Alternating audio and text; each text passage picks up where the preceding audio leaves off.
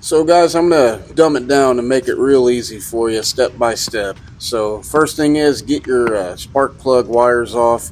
Just pull them off. Bam, bam, bam. Sometimes you got to give them a little twist as you pull when they're stuck. Then go ahead and get them electrical plugs undone. I just use my finger to kind of pry open that little clip as I push it up. And they all pulled out very simple. Then there's going to be 4 bolts that are kind of like a stud bolt that hold down this bracket for your coil packs. They're all going to be a 10 millimeter, and you just take out them 4, and then what you're going to want to do is just flip it over and get it out of your way. You want to be careful because there's still going to be that wire plug in the center attached to it. You don't want to yank on it and pull a wire or anything.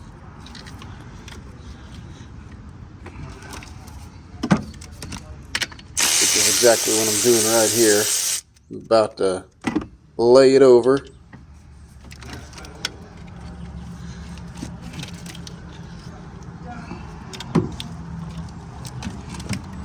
Once that's out of your way, then you've got 4 valve cover bolts. They're all going to be an 8 millimeter. You just zip out them 4.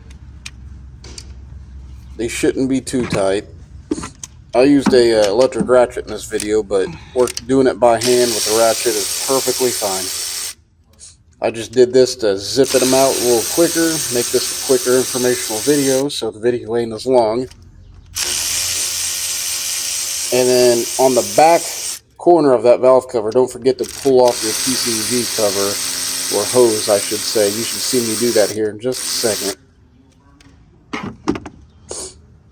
Right there it is. Just pop that bad boy off. A lot of times it's stuck pretty good, so you got to twist and turn and pull it and fight with it now and then. Now this valve cover is probably going to be stuck on there. You got to give it a little wiggle, give it a pop. Sometimes you can get a little pry bar or screwdriver in there and pop it free. Once you pop it free, just get her out of there, and you want to clean as much of that old gasket material off of that head as you can. Wipe it down. You can see on the top there's that black line. You could have done better than what I did in this video, honestly. But clean as much as that crap off. If you're scraping or using a razor blade, be careful because of the aluminum heads. You don't want to scar them up. Now when you start these 4 valve cover bolts, get all 4 started by hand. Here in a second, you're going to see where that very first one on the left, I didn't have it started like I thought, and I had to unscrew it and then try it again.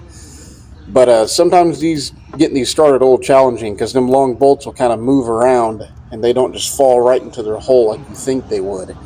And you got to be careful tightening them. You don't want to tighten them too crazy because look how small they are. They're a very long bolt and they're not big. You do not want to snap them or over tighten them where that little gasket in the center starts pancaking out of there. Then it ain't going to seal oil right, and you're going to have a problem, and that valve cover is way too tight.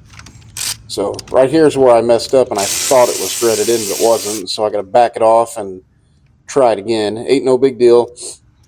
I'm not 100% sure how GM wants you to do it, but notice I'm not just tightening them in a 1, 2, 3, 4 sequence. I'm kind of jumping around, and that is just so the valve cover is kind of evenly centered as it's being tightened down. And then I went ahead and torqued them in this video. They are 106 inch-pounds, which is also equivalent to 8.8 foot-pounds. That is not a lot, guys. You do not have to torque them unless you just want to, but 8.8 foot-pounds is not much. I mean, you could easily do that with a little 1/4-inch ratchet. Just get it snug and a little bump, and bam. It's probably way easier to go over that tightness than you would think.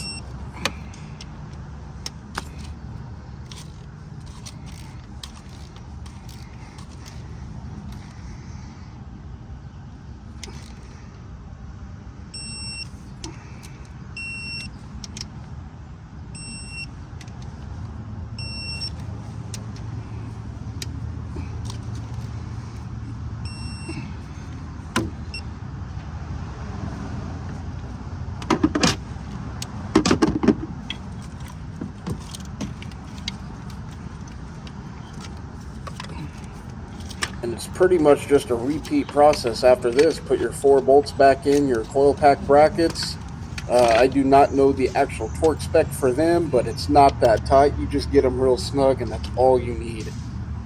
Make sure you plug all 4 back in, get your 4 wires plugged back in, and they all go in the same orientation as they came off, you know, in a 1, 2, 3, 4 line. Make sure in that back corner you hook up your PCV hose again to that nipple on the valve cover.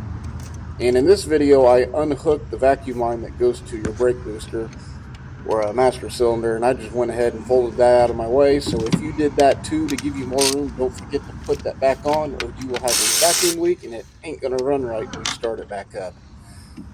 So this is a very simple job. You can see we're at the 5-minute and 30-second mark right now, and other than cutting the video once to run back to my toolbox for 2 seconds, this 5.5 minutes is pretty much literally what it took me to get this changed. So it's a very simple job. It's not hard. But if you are definitely having an oil burning issue or smoke out your exhaust on your Chevy 5.3, this is something you definitely need to change before you even think that you have an engine problem, or you need a rebuild, or you got worn rings. Before you even think about that and stress, this right here is what you need to do. We got this from Napa for a customer, and it was like $150. You can get them online for cheaper. I've heard of people getting them for $70 or $80. That is much cheaper than a parts store. This is a Dorman valve cover, so you do not have to go OEM. It's just a dang valve cover. So hopes this guys helps. And go ahead and subscribe to this channel and like this video for more content, and thank you guys for watching.